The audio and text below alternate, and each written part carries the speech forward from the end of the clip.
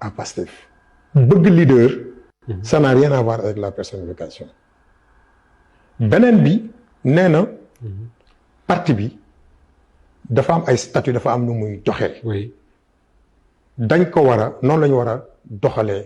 parti bi mais président Bassirou Diomaye Diakhar Faye bañ koy tànn en tant que candidat. oui. mais amul discussion ci parti bi. mosu leen a toog ci réunion waxtaan parce que ñu bari wax ne oui il y avait plusieurs candidats finalement ñu xam ne moom moo ci gën a kii. jamais il n'y a jamais eu de discussion dans le parti concernant la candidature du président Bassirou Diomaye Diakhar kooku fekkee na ma ko wax l'histoire est là les c'est ce qu'ils ont vécu sont là amul. kon lan ngeen gis. décision Ousmane Sonko la. mais c'est sa décision lan ngeen gis du vidéo ngeen gis. oui. ñaata candidat la ñu. d'ailleurs vidéo bi génne am na ñu doon wax naan est-ce que c'est authentique est-ce que nangam ak nangam. ñaata candidat la ñu amoon man la. Birame Souleye Diop El Malick Ndiaye Bassirou Diomaye Diakhar Faye Guy Marius Sagna. juróomi candidat lañu la Ousmane tànnoon. oui. nañu liggéey leen ci. moom mi ngi prison. ah mi ngi prison. oui ñoom ñaar ñëpp. ils étaient en prison.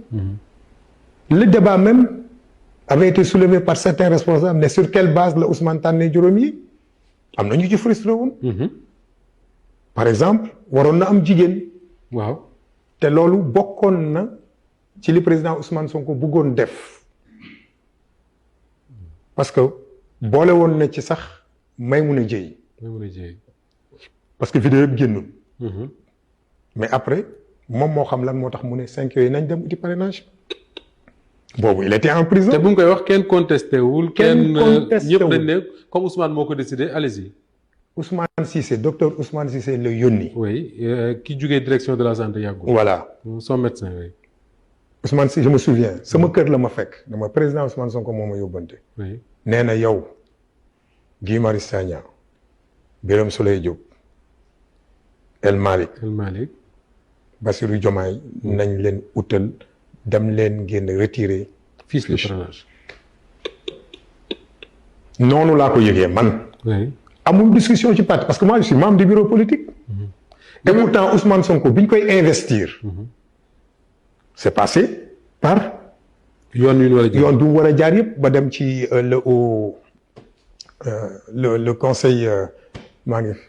mooy bi ñoom Ngouda Mboup. bi ñoom Ngouda Mboup nag. oui exactement. ñu acté ko validé ko. ci la ñu lancé kii Sonko président. Sonko président. après lañ ko jàpp. d'accord alors est-ce que ñu continuer liggéey. est-ce que parmi